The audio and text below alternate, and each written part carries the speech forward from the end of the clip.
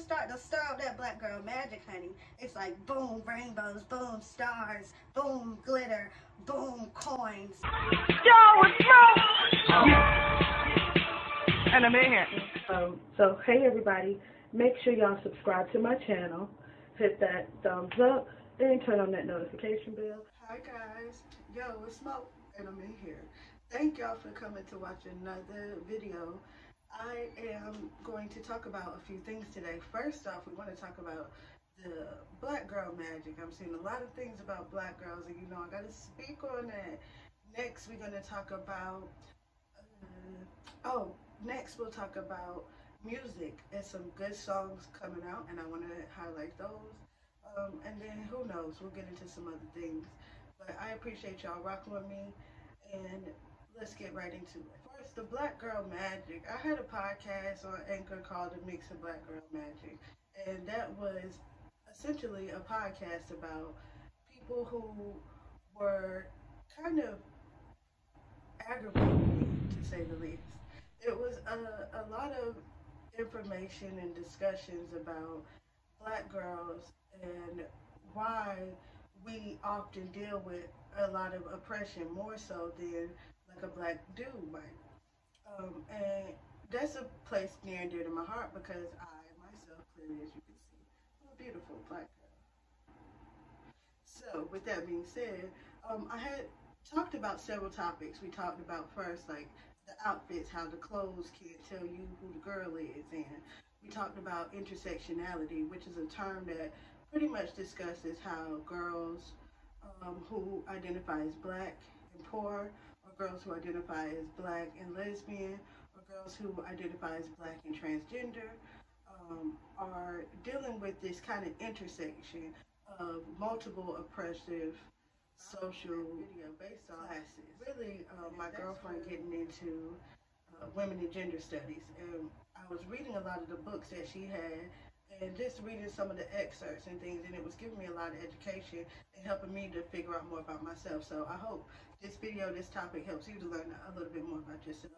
So with intersectionality, it's that cross, that intersection of multiple oppressive forces happening.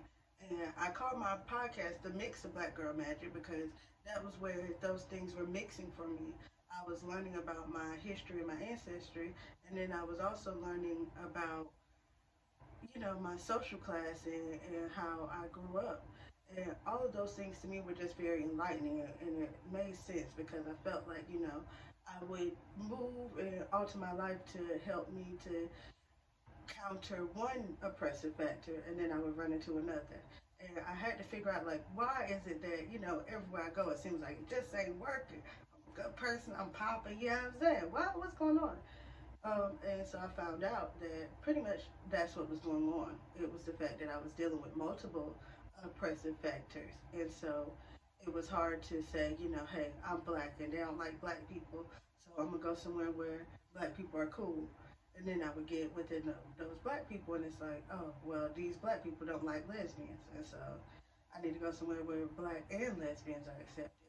And then it's like, oh, well, you know, finding out that, like, you have all these differences with people who you thought were cool, or you thought would be a great place, or you thought were inclusive, and when you find out that they're not, or you don't fit in, it starts to, like, put a damper on you. So honestly, I was dealing with that, and I want to help somebody else who might be dealing with that. So you got to understand that when you deal with multiple oppressive forces, especially in today's climate, that you have to stand up for those. So stand in solidarity with everything that you identify with. Whether you are black, stand up for those black causes. If you're a lesbian, stand up for the LGBT causes. If you're poor, you know, fight to bring wealth and entrepreneurship to people.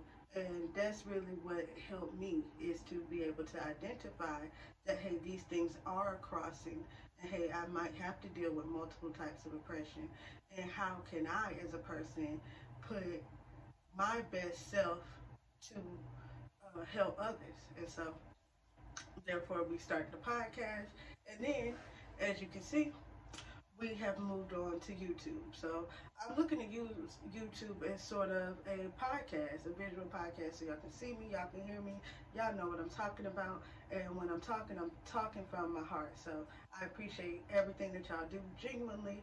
I appreciate people, and I identify with multiple groups. So hopefully everybody can feel comfortable and like they have a home here on this channel. So highlighting a situation that I heard about recently with b.simone. I was talking about this because I just felt like she just keeps getting a bad rap. Trina is getting a bad rap, and you know, it's a lot of black girls who often get a bad rap. We try to do one thing to get rid of the pressure from one oppressive class, and then we realize that, hey, we're still being oppressed in some way, and how do we move? So one of the things that I would suggest for someone like, you know, b.simone or for Trina, people that are getting this bad rap because they're not saying the right black thing. And the truth of the matter is, because you are black and you're a woman, you are dealing with two oppressive classes. Now, these women may have grown up poor, and so then there's three oppressive classes. These women may be, you know, LGBT in some way, and so now there's four oppressive forces. And all those things are intersecting and causing you to really not be able to find the right community. So I want to make a community where people who deal with all of that are welcome, are included, and have their voices heard, and we can speak from those aspects. So this intersectionality is something that I learned through reading books about feminism. And really, to stand with feminism, I feel like you also have to be just a human and realize that everybody deserves to be equal. So I believe that with these girls, they really aren't aware of the intersection.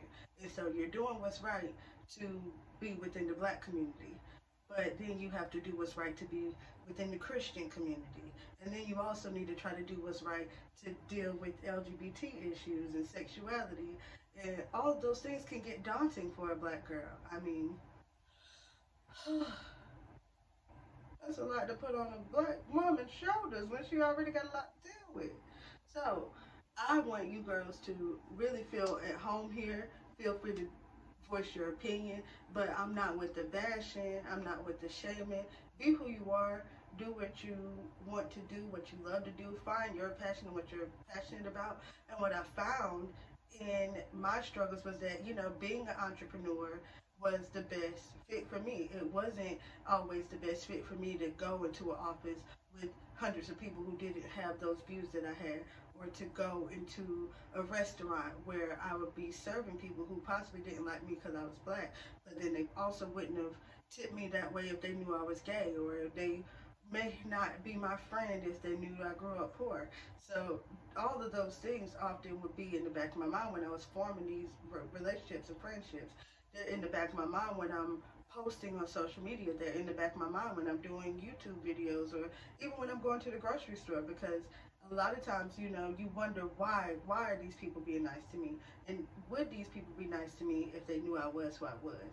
So what that led me to do was just find a community that made me feel comfortable, and because I wasn't able to do that, I decided to create my own. I couldn't find a podcast where, you know, black lesbians were not just talking about sex, or I couldn't find a podcast where black lesbians were promoting entrepreneurship within our community.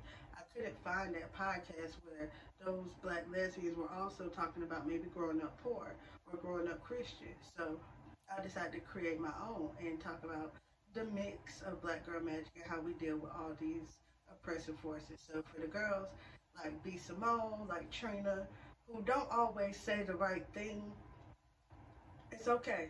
It's okay. We don't always know the right thing to say, because we have dealt with multiple oppressive forces, and because we have dealt with those forces, we have this unique perspective that a lot of people may or may not share or have or feel as. So I started to be like in a conference or something with people, you know, it was like I wanted to say something because that aligned with the fact that I was gay. But then I realized that, hey, it may not agree with the perspective of the other black people that were in the room. And then I would want to speak because of, my black perspective, but then I would realize that I was Christian, I was gay in a room of white people. So those things were like, yeah, they want to listen to me, they like me, but do they like all of me? Will they like all of me? So my encouragement right now is to create your own space where like-minded people can join, and there are people like you. There are people who are Christian, who grew up poor, who deal with multiple oppressive forces and don't have a space. So let's create a space for them guys, and let me know when y'all do, because I'll be the first to join in. Um, Also, after that, I want to talk about music and entrepreneurship. That was my third thing. So music, I love music. It's like my favorite thing. Any day, anytime, any mood, any vibe, you can find a song to attach to it. A song that I really like, a song that I really like right now would be this song by Kirk Franklin. It's called Strong Guy, but it's really powerful about the movement that's going on right now. And I really thought, it was great. I first saw it on like Versus TV on Instagram. Y'all know that little Versus thing they got going on. They did like Jill Scott versus Erica Badu, and then we did like Ludacris versus Nelly. So the most recent one that I tuned into was Kirk Franklin versus Fred Hammond. And up there, Kirk Franklin introduced his new song, Strong Guy, and it really was a vibe. It really was a bop, and I felt that thing. So anybody want to listen to that, go listen to it.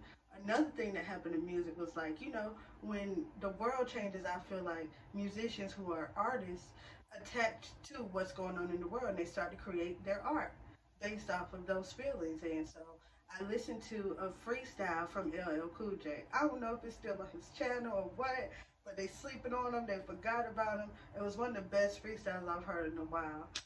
There's also another girl named London who kicked a good freestyle. And so those freestyles, those songs, another song was v.bozeman. She dropped another track.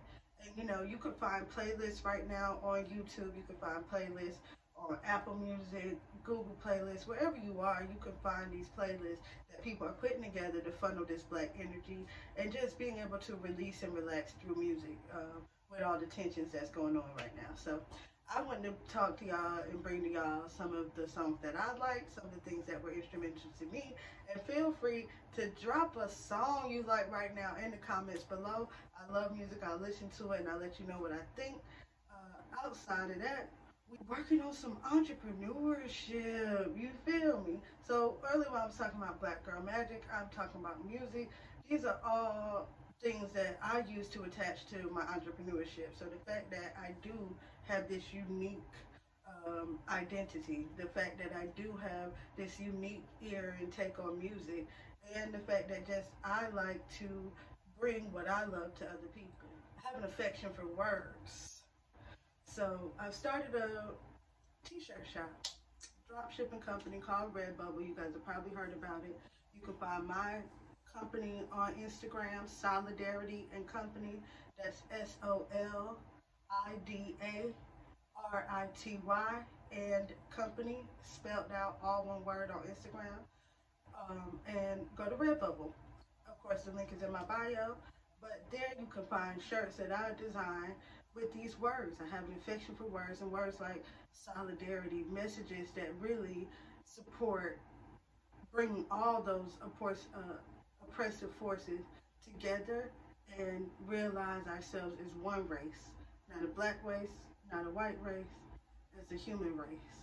And so solidarity really spoke to me, and people that were posted on Instagram, I kept seeing them say, they're in solidarity with us.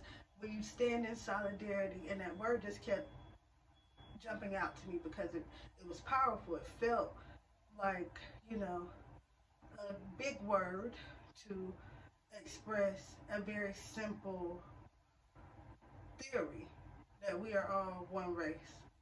Nobody's better than the next. We all are in this country under the fundamentals of being equal.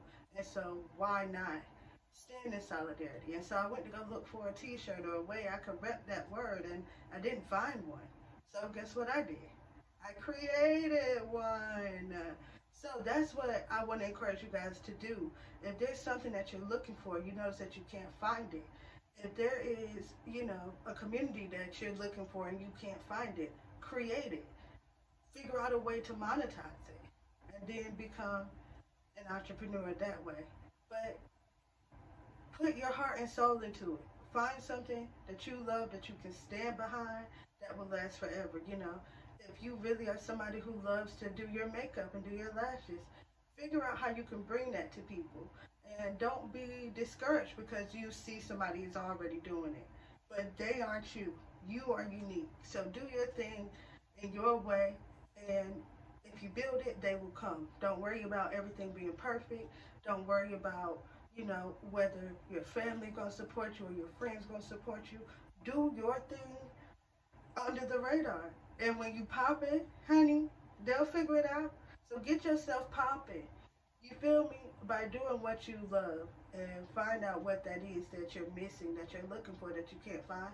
And that, my friend, is your entry to entrepreneurship. So I want to encourage the black girls watching this, the boys watching this, you feel me? LGBT, how you doing? You feel me? Get in there, start your own business, and let's see what pops. The first steps I would say is to start your Instagram, get you some nice pictures. Once you got that Instagram set up, get you a business card. And once you got you a business card, honey, figure out how you could do a website. All of those things you literally sometimes can find for free. Business cards, free, just pay the shipping.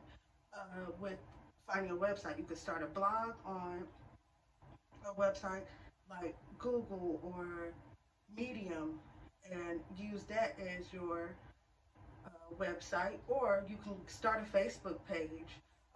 I use a dropship company like Redbubble because they already have this nice website thing, and I'm going to bring more products. My business is going to continue to grow, so I appreciate y'all's support. I appreciate y'all even watching this video and listening to me, you feel me? Because I got a lot to say, and it's a lot to be done in ways that I can encourage people and just continue to support my community.